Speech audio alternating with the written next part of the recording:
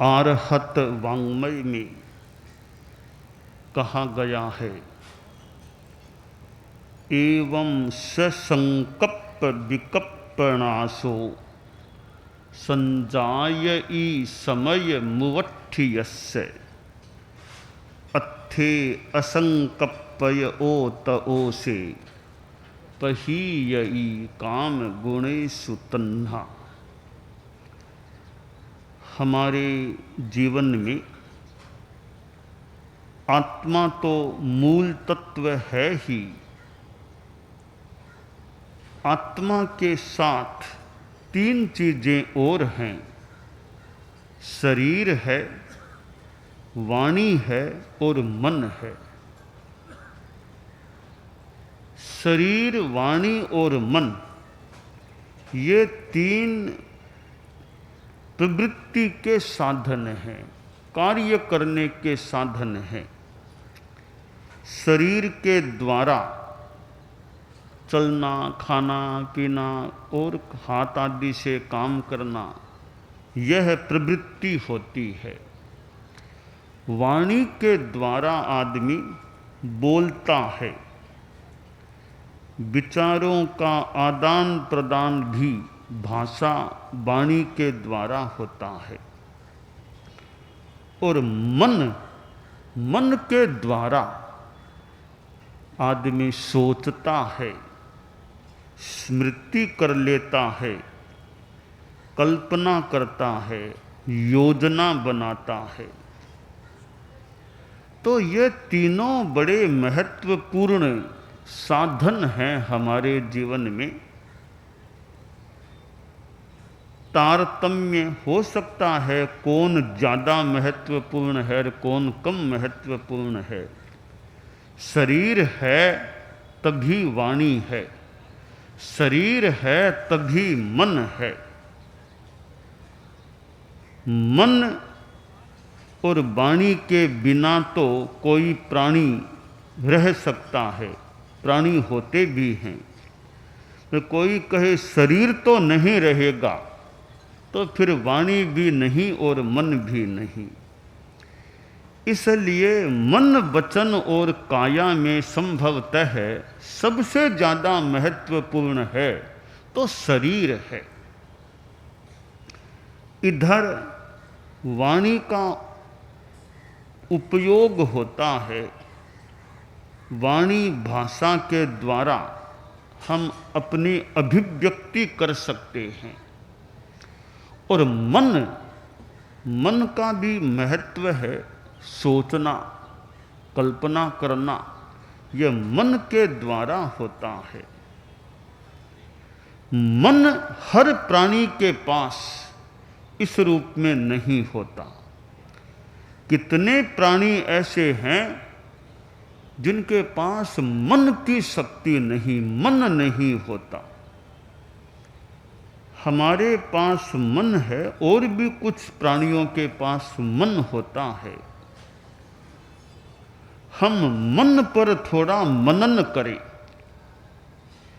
कि मन है हमारे पास, इसका बढ़िया उपयोग कैसे हो सकता है। मन में चंचलता भी होती है और मन में खराब अशुभता भी आ सकती है। ये मन की दो कमियां कह दें, दो दुर्गुण हो सकते हैं मन में। एक तो अति चंचलता, एक दुर्गुण। दूसरा दुर्गुण है अशुभता, मलिनता। इन दो दुर्गुणों को छोड़ दिया जाए, अलग कर दिया जाए, तो मन और साथ में शुभता आ जाए तो मन बहुत अच्छा बन सकता है। दुर्मन और सुमन, खराब चिंतन विचार, खराब इमोशंस आ जाए मन में, अति चंचलता, तो मन दुर्मन बन सकता है। और उसमें भी अशुभता से मन दुर्मन विशेषतया बन जाता है। तो मन की चंचलता भी कम हो और मन में मलिनता न रहे। मलिनता कैसे? ईर्ष्या, घृणा, ज़्यादा गुस्सा, अहंकार, ये जो तत्व हैं, इनसे हमारा मन मलिन बन जाता है।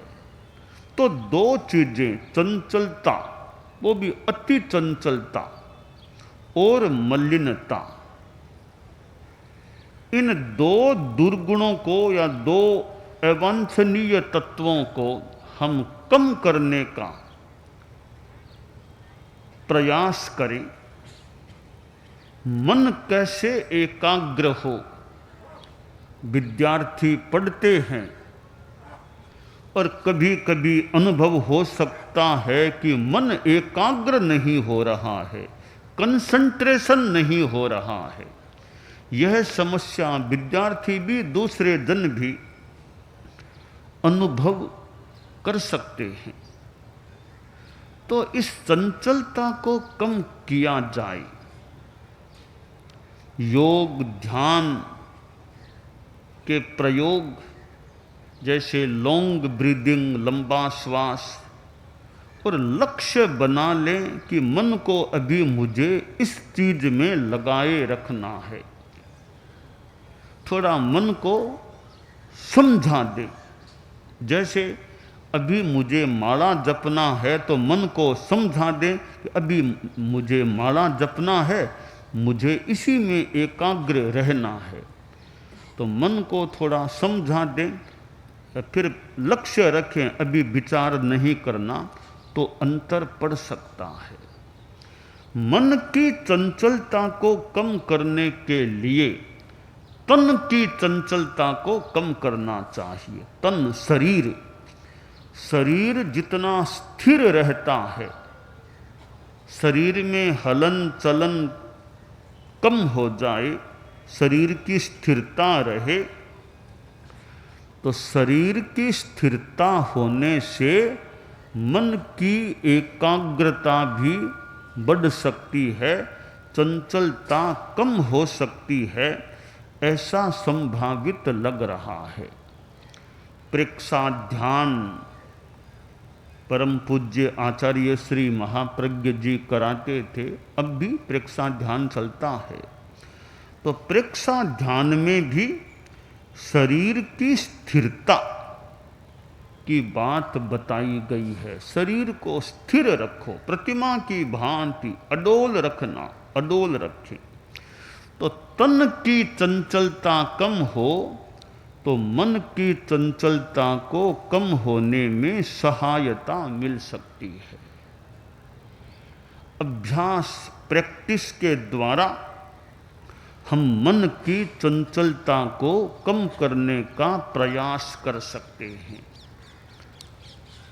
मन की मलिनता भी कम हो, मन में ईर्ष्या, घृणा, द्वेष, गुस्सा, अहंकार आदि जो बैड इमोशंस, गलत भाव, अशुभ भाव हैं, उनको भी दूर करने का प्रयास हम करें। लक्ष्य रखें, प्रयास रखें, ज़्यादा गुस्सा नहीं आए और चिंतन हमारा प्रशस्त रहे, चिंतन अच्छा रहे। एक चिंतन दिमाग में ऐसा आ जाता है कि मन दुखी बन जाता है, और एक दूसरा चिंतन इतना बढ़िया आ जाता है कि मन प्रसन्न हो जाता है, शांत हो जाता है। चिंतन चिंतन में अंतर होता है। ये जो पॉजिटिव थिंकिंग, नेगेटिव थिंकिंग की बात आती है, इस संदर्भ में देखें, रियल थिंकिंग भी करें। वास्तविक स्थिति क्या है? एक साधु जा रहा था, बाजार के रास्ते से निकल रहा था, गुजर रहा था, और सामने एक हाथ गाड़ी सी आ रही थी, उसमें एक 10-12 बरस का बच्चा बैठा था। उसके हाथ भी नहीं थे, कटे हुए थे, पाँव भी नहीं थे, बिना हाथ पाँव का था। उसके आगे एक कटोरा रखा हुआ था। तो बाजार में जो लोग उसके पास से निकलते, दया करके 50 पैसा, 25 पैसा, कुछ पैसा उसके कटोरे में डालते जा रहे थे। साधु और वो हाथ गाड़ी एकदम निकट हो गए तो साधु खड़ा रह गया। तो जो हाथ गाड़ी को चला रहा था कर्मचारी, उसने भी हाथ गाड़ी को रोक लिया। तो साधु ने उस बच्चे से पूछा, जिसके हाथ पांव नहीं थे। बच्चे को जब साधु ने देखा तो बच्चा बड़ा प्रसन्न, शांति में और सौम्य आकृति का दिख रहा था, प्रसन्न दिख रहा था। तो साधु ने पूछा, बच्चे तुम्हारे हाथ नहीं, पांव नहीं, फिर भी तुम प्रसन्न दिख रहे हो, कोई दुख या चिंता चेहरे पर नहीं नजर आ रही है, क्या बात है? तो बच्चा बोला, बाबा जी दुखी होने का क्या मतलब है? ठीक है, हाथ नहीं, पांव नहीं, ये दो तो चीजें नहीं है। मेरा दिमाग तो ठीक है, मेरी आंखें भी ठीक है, मेरे कान भी ठीक है, मेरी हाजमा भी ठीक है, अच्छा चिंतन कर सकता हूँ, और थोड़ी स्कूल में पढ़ाई की हुई है, अंग्रेजी में बात कर सकता हूँ, हिंदी बोल सकता हूँ। बैठे बैठे कोई कहे तो मैं कविता बोलता जाऊँ, मैं कविता बोलूँ, कोई उसको लिख ले, मैं तो कविता का निर्माण कर सकता हूँ। कोई पुस्तक भी मैं तो तैयार करा सकता हूँ, बोलता जाऊँ, कोई लिखता जाए। इतनी शक्तियाँ मुझे मिली है कि सोच सकता हूँ, बढ़िया कविता बना सकता हूँ, पुस्तक लिख सकता हूँ, हाजमा ठीक है, आंखें ठीक है, वो सब कानों ठीक है। तो मैं जो हैं उनको देखकर संतोष करूं या जो नहीं है उनको देखकर दुखी बनूं? अभाव है और भाव है। अभाव है, हाथ पांव नहीं है, नहीं है उसको देख देख कर दुखी क्यों बनूं? जो है उसको देखकर खुशी भी तो मैं कर सकता हूं।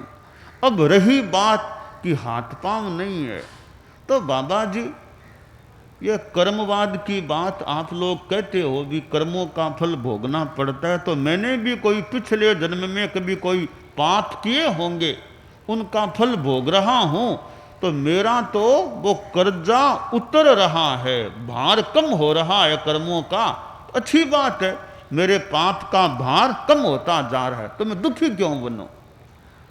एक ऐसा चिंतन कि बच्चा दुखी नहीं था। वरना आदमी सोचे रे हाथ नहीं, पांव नहीं, कैसे जीऊंगा, कैसे जीऊंगा, इस चिंता में दुखी भी बन सकता है। तो चिंतन से आदमी सुखी भी बन सकता है और चिंतन से दुखी भी बन सकता है। विद्यार्थी पढ़ते हैं तो महाप्रज्ञ पब्लिक स्कूल, जहाँ जिस बिल्डिंग में आचार्य श्री महाप्रज्ञ जी स्वयं आज से 20 साल करीब पहले, 20-21 साल करीब पहले विराजित हुए थे, स्कूल का नाम महाप्रज्ञ विद्या निधि फाउंडेशन। तो आचार्य श्री महाप्रज्ञ जी जो जीवन विज्ञान की बात बताते कि विद्यार्थियों में कैसे वो इमोशंस पर कंट्रोल करने की क्षमता का भी विकास हो, विद्यार्थियों में ज्ञान और संस्कार दोनों का विकास हो, तो यह विद्यार्थियों में मन की एकाग्रता और मन की निर्मलता, अध्यात्म विद्या, ये चीजें भी यथासंभवतया विकसित होती रहें। और महाप्रज्ञ पब्लिक स्कूल तो अभी एक सामने है, जितने भी विद्या संस्थान हैं वहाँ यह विद्यार्थियों में मन की एकाग्रता और मन की निर्मलता, इस संदर्भ में भी कुछ प्रशिक्षण चलता रहे, ट्रेनिंग होती रहे, विद्यार्थियों में नैतिकता, अहिंसा, निर्भीकता, विनयशीलता, संयम, नशा मुक्त जीवन और ये ड्रग्स वगैरह, शराब, तंबाकू, बीड़ी, ड्रग्स, इन चीज़ों से विद्यार्थी न केवल विद्यार्थी काल में आगे भी जो गलत चीज़, खराब चीज़ हैं उनसे बचे रहने के लिए संकल्पित रहें। तो इस प्रकार के अच्छे संस्कार आज विद्यार्थियों में आते हैं, पुष्ट होते हैं, तो उनका जीवन अच्छा रह सकता है। एक ओर ज्ञान का विकास, तो दूसरी ओर ये चारित्र या अच्छे संस्कार, अच्छे आचरण, अच्छे भाव, इन चीज़ों का विकास। तो ज्ञान और आचार, बुद्धि और भाव शुद्धि, ये दोनों विकसित होती हैं तो विद्यार्थियों का जीवन अच्छा बन सकता है। जो शिक्षक हैं उनके सामने बड़ा कार्य है कि कैसे विद्यार्थियों में अच्छा विकास हो सके। शिक्षक निर्माता, निर्माण करने वाले, कुंभकार घड़े का निर्माण करता है, तो शिक्षक बच्चों का निर्माण करने का जिम्मा वहन करने वाले, तो वे अपनी शक्ति का, अपनी बुद्धिमत्ता का नियोजन विद्यार्थियों के निर्माण में करें। क्योंकि जैसे माता पिता बच्चों का ध्यान रखते हैं, तो वैसे शिक्षा के संदर्भ में मानो शिक्षक भी माता पिता की तरह की बच्चों का कैसे ज्ञानात्मक, संस्कारात्मक विकास हो, इसके प्रति जागरूक। और फिर संचालक मंडल है, जो मैनेजमेंट की बॉडी है, वह भी बड़ी एक जिम्मेवार मानी जा सकती है भी, क्योंकि मैनेजमेंट उनके हाथ में है। तो कैसे, किस प्रकार का मैनेजमेंट हो कि विद्यार्थियों में यह संस्कार निर्माण, संस्कार सृजन का कार्य भी अच्छी तरह हो सके। तो जो मन की चंचलता और मन की मलिनता, ये दो मन की कमियां, यानी अति चंचलता, थोड़ी चंचलता तो ठीक है, अति चंचलता और मन की मलिनता, ये कम हो जाएं। इनके विपरीत मन की एकाग्रता और मन की शुद्धता, निर्मलता, इनका विकास हो तो आदमी का जीवन अच्छा बन सकता है। आदमी शांति, पीस ऑफ माइंड में रह सकता है। तो जिंदगी में पीस ऑफ माइंड, मन की शांति, यह एक उपलब्धि होती है। हालांकि शरीर की भी सक्षमता, स्वास्थ्य आदमी का अच्छा है, मन में शांति है, संस्कार अच्छे हैं, आचार अच्छा है, ज्ञान का, शिक्षा का विकास है, तो एक कितना अच्छा विकास जीवन में हो जाता है। तो यह जो बड़ा कार्य एक शिक्षा संस्थानों के पास है, शिक्षा संस्थानों के पास बहुत बड़ा काम है, निर्माण का काम। फैक्ट्रीज, कारखाने होते हैं, वहाँ पदार्थों का निर्माण होता है, और ये शिक्षा संस्थान भी एक प्रकार की फैक्ट्री हैं, कारखाने हैं, जहाँ ज्ञान के रूप में और संस्कारों के रूप में विद्यार्थियों का निर्माण किया जा सकता है। तो न केवल विद्यार्थी, ये मन की अति चंचलता और मन की मलिनता, यह तो आम जनता की एक समस्या हो सकती है। तो यह योग, ध्यान, अनुप्रेक्षा, चिंतन में बदलाव, चिंतन में परिष्कार, ये कुछ उपाय बन सकते हैं जिनसे मन की चंचलता अति रूप में न रहे और मन की मलिनता भी कम हो जाए और आदमी एक पवित्र जीवन जीते हुए अपनी आत्मा के कल्याण की दिशा में आगे बढ़ सके।